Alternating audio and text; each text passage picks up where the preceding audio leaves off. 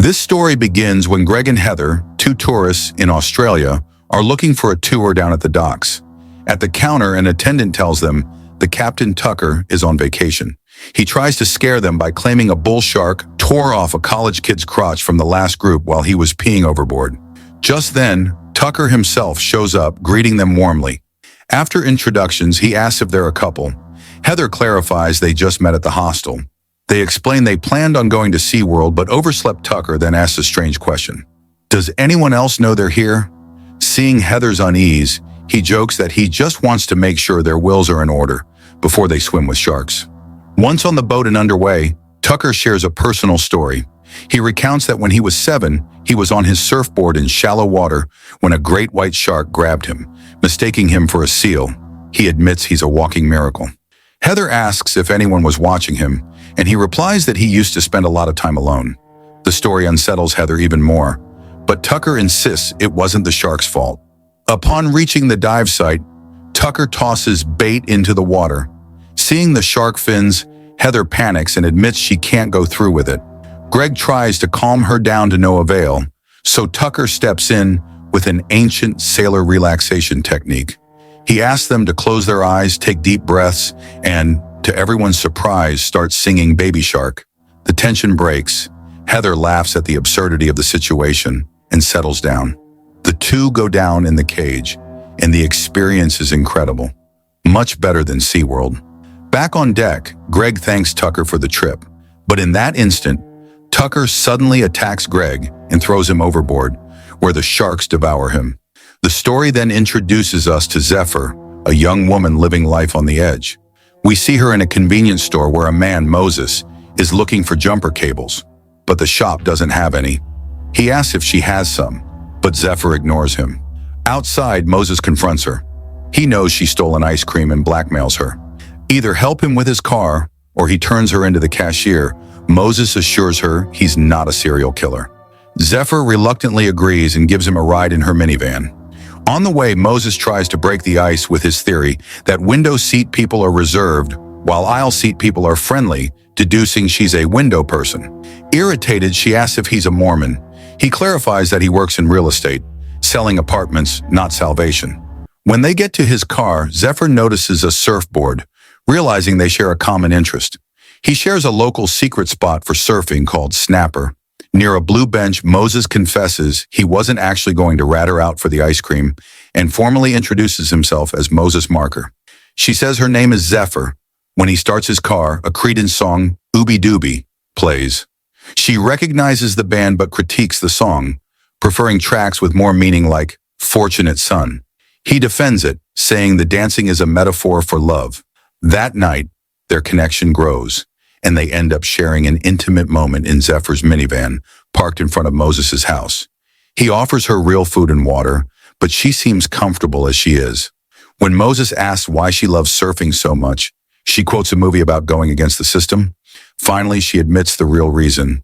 There's nothing for her on dry land. In the early morning, Moses gets up to make her breakfast, but when he comes back, Zephyr is gone. We see her pull into a dark parking lot near the beach, getting ready to surf alone.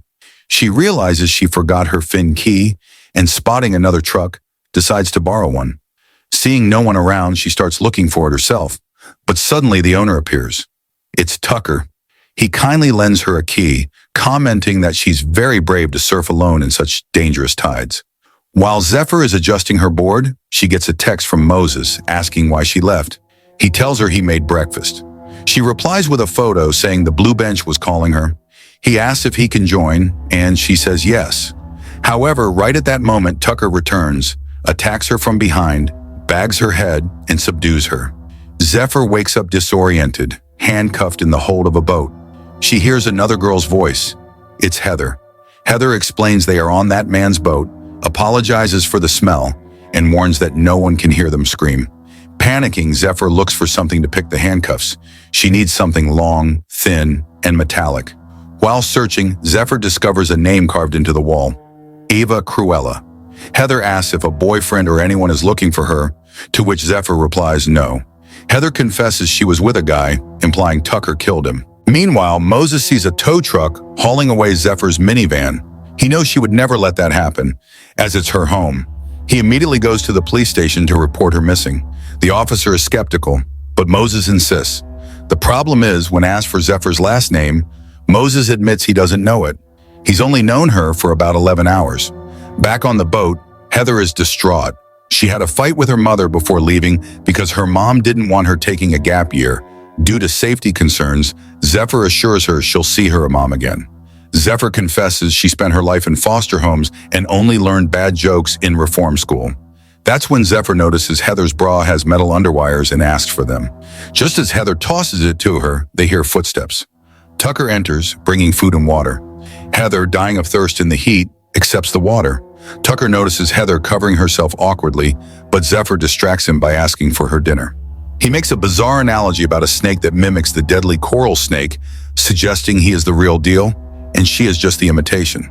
As soon as he leaves, Zephyr tries to use the wire, but suddenly Heather passes out. Zephyr realizes the water was drugged, just before she loses consciousness too. When Zephyr wakes up, she finds herself on the boat's deck, tied to a chair. Heather lies unconscious nearby. She sees Tucker setting up a camera, pointing it toward the ocean. He speaks to her, saying most people believe God is above, but he believes God is down below, where everything began and where everything ends. He confesses to Zephyr that he watched her surf a few times and felt it was something spiritual. He claims he feels that same true passion for what he does. Tucker approaches Heather, cuts off a lock of her hair, and then wakes her up roughly. Zephyr tries to protect her, but Tucker begins a disturbing monologue. He asks if they know why sharks are scarier than mosquitoes, even though mosquitoes kill 1 million people a year. He explains it's because people don't think with their brains, but with their guts, and guts understand the danger of 300 sharp teeth and over 2,000 pounds of muscle. Ignoring their screams, Tucker activates a harness that hovers Heather into the air. As he swings her out over the water, he continues his lecture, explaining that sharks don't actually enjoy eating people, and attacks are usually cases of mistaken identity. The real problem, according to him, is the chum that tourist boats throw in day after day. This makes the sharks associate boats with food, creating a recipe for more accidents. With that said, Tucker slowly lowers Heather into the shark-infested ocean. Zephyr screams in desperation, but he simply adjusts his camera to record the exact moment Heather is devoured. Tucker films it all with pleasure, commenting to Zephyr that it's the best show and assuring her not to worry. She'll have her chance to shine tomorrow night. Devastated, Zephyr is thrown back into the hold. There, with difficulty, she scratches Heather's name onto the wall. In doing so, she discovers many other names hidden under layers of paint, revealing there have been dozens of victims. Meanwhile, Tucker celebrates on deck, dancing alone with a bottle of wine.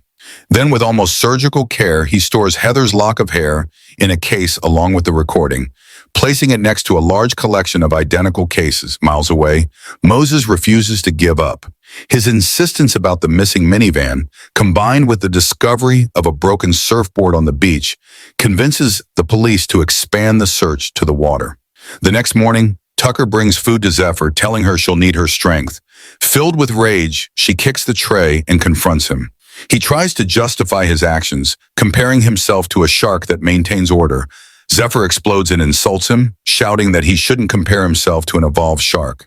He is just a pathetic coward who kills women because his mommy didn't love him. Tucker calmly leaves, telling her to use the bucket in the corner as a toilet. Unknowingly, he gives her an idea. Zephyr breaks the bucket, keeping a sharp shard of plastic to use as a weapon.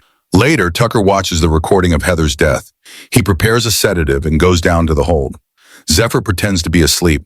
When he gets close, she attacks, stabbing the plastic shard into his neck. He falls, hits his head, and is knocked unconscious. Zephyr grabs the keys, frees herself, and runs to the deck. Just as she exits, Tucker regains consciousness and grabs her. He injects the sedative into her leg, but she kicks him away and escapes. Fighting against the drug, Zephyr reaches the control room. The radio has no signal.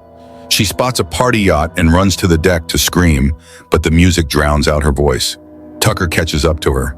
Knowing what matters to him, Zephyr grabs the camera and throws it into the sea. While Tucker stares at the water in horror, Zephyr jumps. She tries to swim, but the sedative takes effect. Just before she drowns, Tucker hooks her with a boat hook and drags her back. Meanwhile, Moses checks security footage from the beach and sees Zephyr's van next to Tucker's, identifying the logo. He looks up the name online, finds the dock address, and calls. But it goes to voicemails. Tucker, back at the dock, turns down a job from an acquaintance named Dave. Moses decides to drive to the address. Tucker goes to a thrift store to buy another camera, while Moses arrives at the dock. He knocks on the boat's door. Getting no answer, he's about to leave when he hears a noise. He distinguishes Zephyr's muffled screams. Without hesitating, he breaks a window and climbs in. He follows the noise to the hold and finds her. Zephyr, in a panic, asks him to find something to pick the handcuffs and to call the police. Moses goes up to the deck to call, but Tucker returns. A brutal fight ensues. Moses is smaller, and although he defends himself, Tucker overpowers him. Beating him and taking his phone, Moses uses a small anchor to strangle him. But just then, Dave, Tucker's acquaintance, appears and beats Moses until he's unconscious, believing him to be an intruder. However, Dave hears Zephyr screams. He goes to investigate and is horrified to find her. When he turns to confront Tucker, Tucker attacks and kills him. With the situation under control, Tucker casts off and heads out to open water, to an isolated area. When Moses wakes up, they are held captive together. He apologizes for ruining the rescue. She thanks him for looking for her. Moses asks why she ran away if they had a connection. Zephyr repeats that she is better off alone, but Moses doesn't believe her. He tells her he knows her. She likes credence, she's tough, but also warm-hearted, and he feels she hasn't received the kindness she deserves. Their conversation is interrupted by Tucker, who enters with the harness. He sedates Moses and straps him in. Zephyr, forced to watch, begs him not to do it. Tucker ignores her and hoists Moses up. Zephyr begs him to put her in his place, but Tucker lowers him into the chum-filled water. Zephyr screams at Moses to stay still. Miraculously, a bull shark approaches, but sensing no movement, it swims away. Frustrated, Tucker pulls Moses up, only to stab him repeatedly and let his blood drip into the water. The scent attracts the sharks. Just as he is about to lower him again, a police helicopter appears. To avoid detection, Tucker quickly hides his victims and waits for the aircraft to leave. While Moses lies gravely wounded, Zephyr knows they won't get another chance. Remembering that he risked everything for her, she makes a decision. In excruciating pain, she breaks her own thumb to try and slip her hand out. Tucker returns, telling her he is weak and she is hard, like a diamond. He compares himself to her. Both are lone sharks. As soon as he leaves, Zephyr tries to free herself, but her broken hand won't slide through. With terrifying determination, she brings her dislocated thumb to her mouth and uses her teeth to force it, finally freeing herself. When Tucker returns at night with the syringe, Zephyr is hiding behind the door. She attacks him by surprise, locks him in the hold, and runs to the controls to start the boat. But Tucker escapes through an alternative hatch and cuts the power. Zephyr sees lights from the beach and grabs the flares. Tucker surprises her. She shoots a flare into his chest and tries to escape, but he grabs her. She stabs something into his hand, jumps into the water, and swims for the shore. Tucker starts a speedboat, chases her, catches her on the deserted beach, and subdues her. The final scene is set. Moses, barely conscious, is the audience.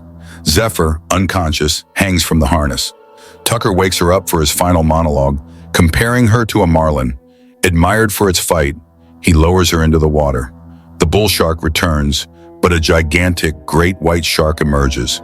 Zephyr grabs a hook that had fallen. Tucker scares her, causing her to fall from the harness into the water. The gigantic creature approaches. Zephyr sees the animal is wounded and it ignores her.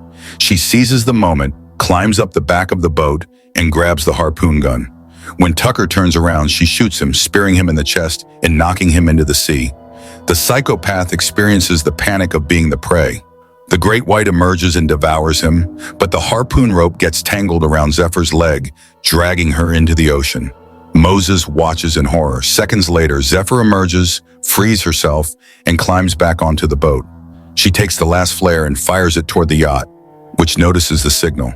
She runs to Moses, who is on the verge of death. She begs him to wake up, telling him help is coming, and confesses through tears that she lied. He was what she had on land.